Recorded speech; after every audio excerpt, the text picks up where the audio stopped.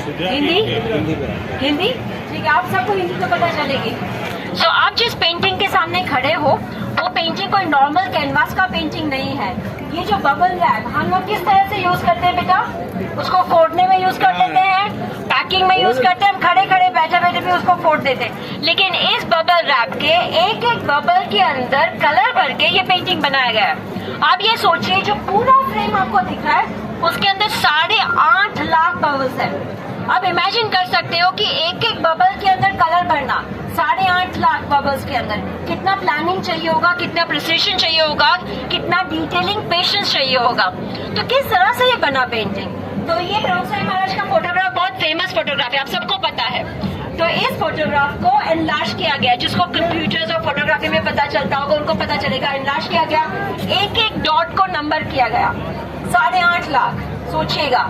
उसी तरह सामने बबल्स को भी नंबर किया गया और कलर कोड किया गया कि कौन से बबल में कौन से नंबर का कलर जाएगा।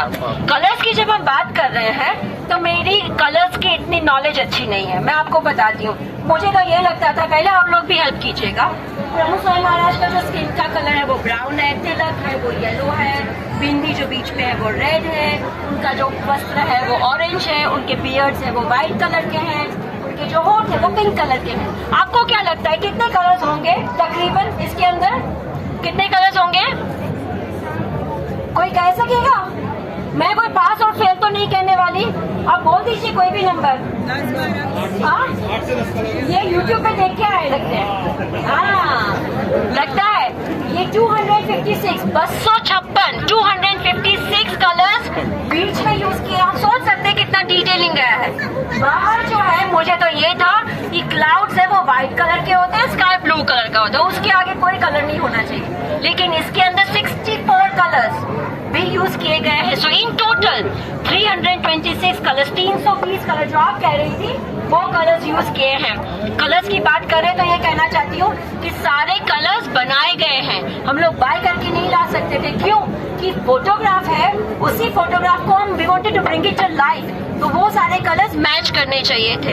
इस तरह से सारे कलर्स भर के इसको हमारे सामने रखा गया है। कैसे बने? ये आपको एक स्क्वायर दिख रहा है यहाँ पे, एक एक स्क्वायर किस तरह से बने ये फ्रेम्स। तो हर एक के अंदर बबल भरा गया, हर एक फ्रेम के अंदर एक फ्रेम में सारे बबल्स भरे गए, फिर उसको ड्राई करने के लिए रख दिया 1.5 महीने तक। जब वो ड्राई हो जाता है तो ऐसे हो जाता है, मैं अभी पास करूंगी। फिर इसको एक्रिलिक शीट के साथ लैमिनेट किया गया।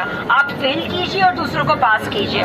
जब इस तरह से लैमिनेट करके भेजा गया, ऐसे 104 फ्रेम्स थे बनाए गए। किसी को पता है कि यह कहाँ पे बनाया गया है? लंदन, यस, लंदन में बनाया गया। यूट्यूब में बोला था ये, यहाँ पे आपने बोला। हाँ, तो लंदन में बनाया गया। लंदन की 141 लेडीज ने 11 साल की बच्ची से लेके 75 साल की आंटी तक सबने इकट्ठा मिलकर इसको बनाया।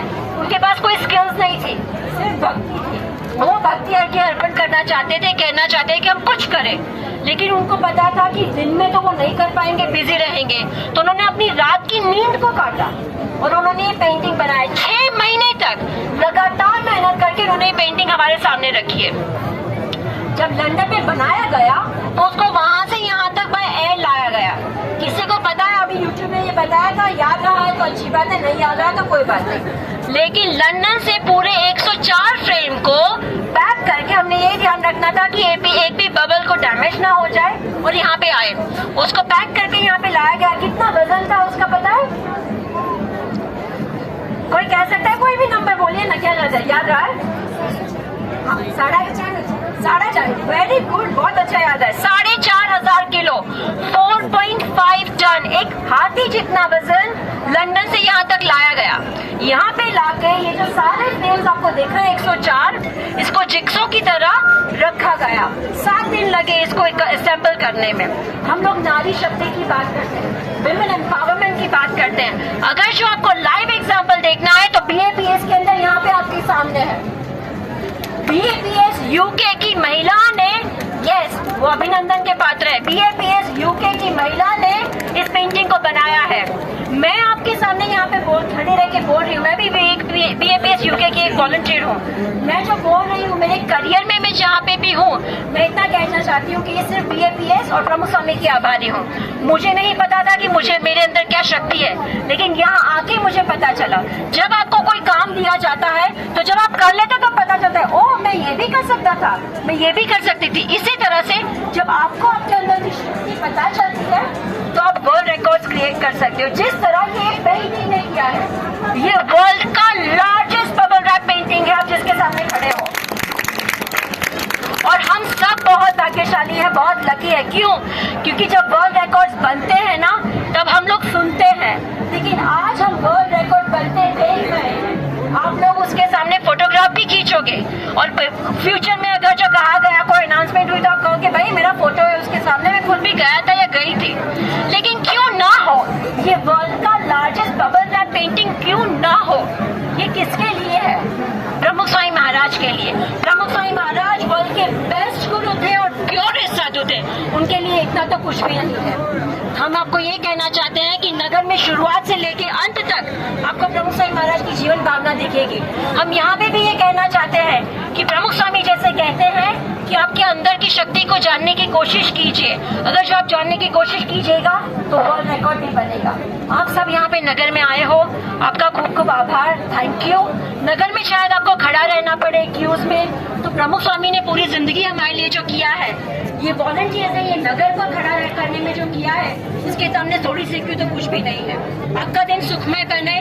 Thank you. जय स्वामीनारायण। बोलो प्रमुख स्वामी महाराज शताब्दी महोत्सव की।